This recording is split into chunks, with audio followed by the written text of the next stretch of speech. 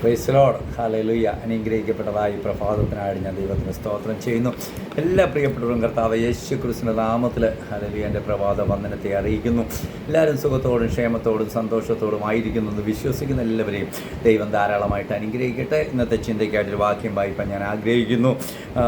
യോഹന്നാൻ്റെ സുവിശേഷം 14-ാം അധ്യായം അതിൻ്റെ ദൈവത്തിന് സ്തോത്രം 14 അതിൻ്റെ 13-14 വാക്യങ്ങൾ ഇങ്ങനെ കാണുന്നു.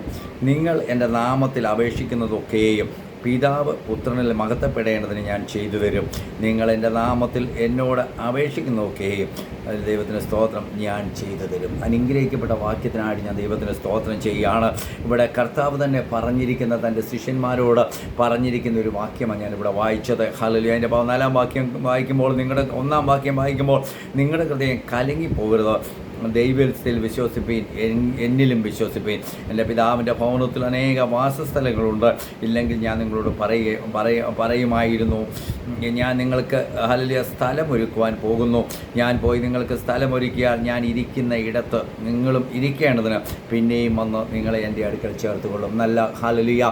ദൈവത്തിന് സ്തോത്രം. ഹല്ലേലൂയ. കർത്താവ് തൻ്റെ ശിഷ്യന്മാരോട് പറയാം, നിങ്ങളുടെ ഹൃദയം കലങ്ങിപ്പോകരുത്. കലക്കത്തിൻ്റെ അവസ്ഥ, കലങ്ങുന്ന അവസ്ഥ, വേദനയുടെ അവസ്ഥ ജീവിതത്തിൽ കടന്നു വരുമെന്ന് വളരെ വ്യക്തമായിട്ട് അറിഞ്ഞുകൊണ്ട് കർത്താവ് പറയുക, നിങ്ങളുടെ ഹൃദയം കലങ്ങിപ്പോകരുത്. പ്രിയമുള്ളവരെ, ഇന്ന് രാവിലെ എന്നെ കേട്ടുകൊണ്ടിരിക്കുന്ന പ്രിയപ്പെട്ടവരോട് എനിക്ക് പറയുവാനുള്ളത്, കലങ്ങിപ്പോകുന്ന അവസ്ഥ, പലപ്പോഴും വേദനയുടെ അവസ്ഥ, പ്രതിസന്ധികളുടെ അവസ്ഥ നമ്മുടെ ജീവിതത്തിൽ കടന്നു വരുമ്പോൾ ഈ വാക്യം ധൈര്യത്തിനായിട്ട് ഏറ്റെടുക്കുക. കലങ്ങിപ്പോകരുതെന്ന് പറഞ്ഞവൻ നമ്മുടെ കൂടെയുണ്ട്. ഹല്ലേലൂയ. കർത്താവ് നമ്മുടെ കൂടെയുണ്ട്. പ്രിയമുള്ളവരെ, ഹല്ലേലൂയ. രക്തതാഴ്ചയമെടുക്കുകയാണ്. കലങ്ങിപ്പോകരുത്. വേദനപ്പെടുന്ന അവസ്ഥയിൽ ഹല്ലേലൂയ ഒരിക്കലും കലങ്ങിപ്പോകാതെ വേണം നമ്മോട് പറഞ്ഞ നാഥനെ മുറുകെ പിടിച്ചുകൊണ്ട് ഓരോ ദിവസവും മുന്നോട്ട് നമുക്ക് യാത്ര ചെയ്യാം. എന്നിട്ട് ഹല്ലേലൂയ അതിൻ്റെ 13 ഇങ്ങനെയാണ് പറയുന്നത്, നിങ്ങൾ എൻ്റെ നാമത്തിൽ അപേക്ഷിക്കുന്നതൊക്കെയും പിതാവ് പുത്രനിൽ മഹത്വപ്പെടേണ്ടതിന് ഞാൻ ചെയ്തു തരും. ഹല്ലേലൂയ. നമ്മൾ ആരുടെ നാമത്തിൽ? കർത്താവിൻ്റെ നാമത്തിൽ നമ്മൾ അപേക്ഷിക്കുക. ഹല്ലേലൂയ. കർത്താവിനോട് ചോദിക്കുക, അത് കർത്താവ് നമുക്ക് ചെയ്തു തരുമെന്ന് വളരെ വ്യക്തമായിട്ട് ദൈവവചനം പറയുക.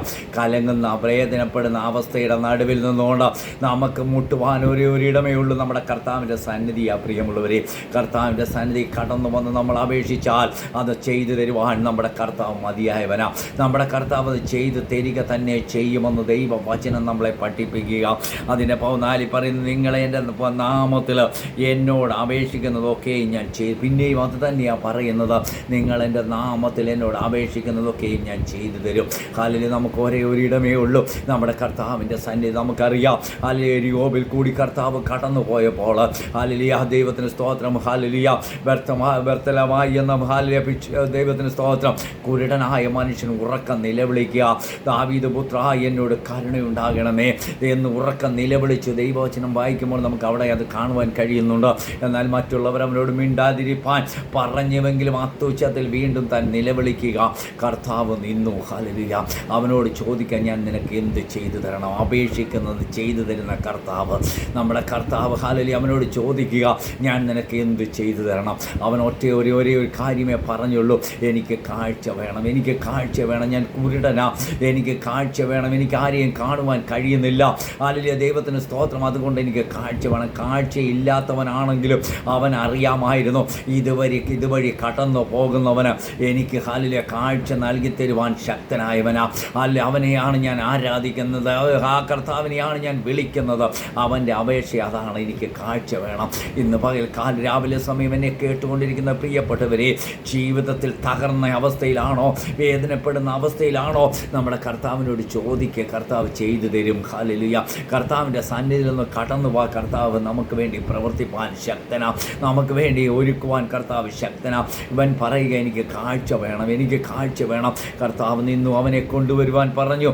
അവനെ കർത്താവ് ദൈവത്തിന് സ്തോത്രം നമുക്കവിടെ കാണുവാൻ കഴിയുന്നത് അവൻ്റെ ആഗ്രഹം പോലെ അവന് സാധിപ്പിച്ചു കൊടുത്തുവെന്ന നിലവിളിക്കുന്നവരുടെ മുമ്പിൽ, വേദനപ്പെടുന്നവരുടെ മുമ്പിൽ നിൽക്കുന്നവനാണ് നമ്മുടെ കർത്താവ്. ദൈവത്തിന് കർത്താവിനെ പ്രിയമുള്ളവരെ നമ്മൾ ആരാധിക്കുന്നത്. അപേക്ഷിക്കുക. ഹല്ലേലൂയ. അവൻ അപേക്ഷിച്ചു, എനിക്ക് കാഴ്ച വേണം. ഹല്ലേലൂയ.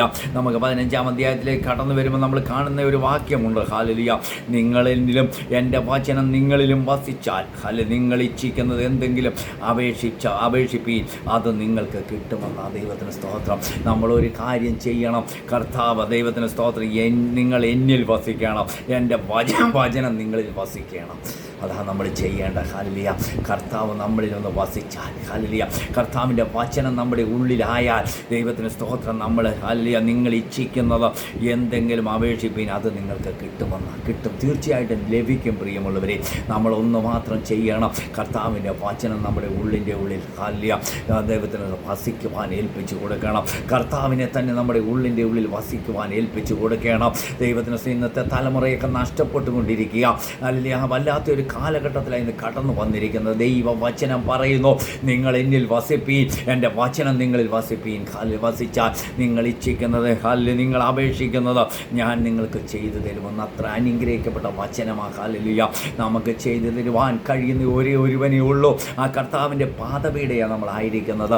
ആ കർത്താവിങ്കിൽ നമ്മളെ ഒന്ന് ഏൽപ്പിച്ചു കൊടുത്ത് ഒന്ന് പ്രാർത്ഥിക്കുവാൻ തയ്യാറാകുന്നുവെങ്കിൽ, ഒന്ന് അപേക്ഷിക്കുവാൻ തയ്യാറാകുന്നുവെങ്കിൽ നമുക്ക് വേണ്ടി കർത്താവ് വലിയവ ചെയ്യും. ആ ബർത്തലമായി എന്ന കുരുട് വഴിയരികെ ഇരുന്ന് കരഞ്ഞതുപോലെ ഹല്ലേലൂയ നിലവിളിക്കുവാൻ, കണ്ണുനീരൊഴുക്കുവാൻ കഴിയുന്നുവെങ്കിൽ കർത്താവ് നമുക്ക് വേണ്ടി പ്രവർത്തിപ്പാൻ ശക്തൻ. ആ കർത്താവിലാണ് നമ്മൾ ആശ്രയിക്കുന്നത്.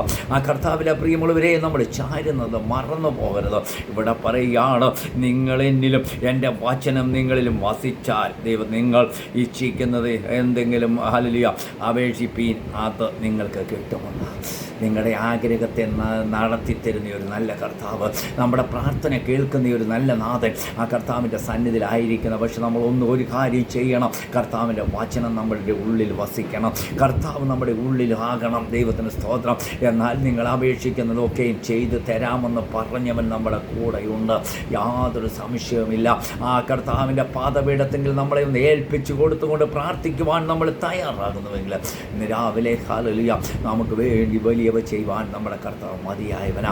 ആ കർത്താവിൻ്റെ പാദപീഠത്തിൽ നമ്മളെ തന്നെ ഏൽപ്പിക്കാം. ഹല്ലേലൂയ. ആ കർത്താവിൻ്റെ സന്നിധിയിൽ നമ്മളെ തന്നെ ഏൽപ്പിക്കാം. ഹല്ലേലൂയ. പിന്നെ അതിൻ്റെ മേളിൽ പറയുന്നു, എന്നിൽ വസിക്കാത്തവനെ ഒരു കൊമ്പ് പോലെ പുറത്ത് കളഞ്ഞിട്ട് അവൻ ഉണങ്ങി, ദൈവത്തിന് സ്തോത്രം, അവൻ ഉണങ്ങിപ്പോകുന്നു എന്ന് ആലിയാതെ വക ചേർത്ത് തീയിലിടുന്നു എന്ന് ദൈവവചനം നമ്മളെ വെന്തു പോകുന്നു. എന്നിൽ വസിക്കാത്തവന് പറ്റുന്ന പരാജയമാണ് ഇവിടെ കാണുന്നത്. എന്നിട്ട് പറയുന്നത്, അത് കഴിഞ്ഞ് പറയുന്നു, നിങ്ങൾ എന്നിലും എൻ്റെ വചനം നിങ്ങളിലും വസിച്ചാൽ നിങ്ങൾ ഇച്ഛിക്കുന്നത് എന്തെങ്കിലും അപേക്ഷിപ്പീൻ, അത് നിങ്ങൾക്ക് കിട്ടുമെന്ന്. തീർച്ചയായിട്ടും ലഭിക്കും. പ്രിയമുള്ളവരെ, നമ്മുടെ കർത്താവിൻ്റെ സന്നിധി നമ്മളെ തന്നെ സമർപ്പിക്കാം, ഏൽപ്പിച്ചു കൊടുക്കാം. ഈ വചനങ്ങളാൽ ദൈവം സഹായിക്കട്ടെ. പരിശുദ്ധ കർത്താവേ, നല്ല വചനം ഞങ്ങൾക്ക് രാവിലെ തന്നതോർത്ത് സ്തോത്രം. വചനത്തിന് മുമ്പാകെ ഞങ്ങളെ സമർപ്പിക്കുന്നു. എല്ലാവരെയും അനുഗ്രഹിച്ച് പ്രാർത്ഥിക്കുന്നു. വലിയ വിടുതൽ എല്ലാ ഇടങ്ങളിലും വ്യാപരിക്കണം. ദൈവ സാന്നിധ്യം ഇറങ്ങണം. സമ്പൂർണ്ണമായി താഴ്ത്തുന്നു. പ്രാർത്ഥന കേൾക്കുക. സ്തോത്രം യേശുവിൻ്റെ നാമത്തിൽ തന്നെ. ആമീൻ. സ്തോത്രം.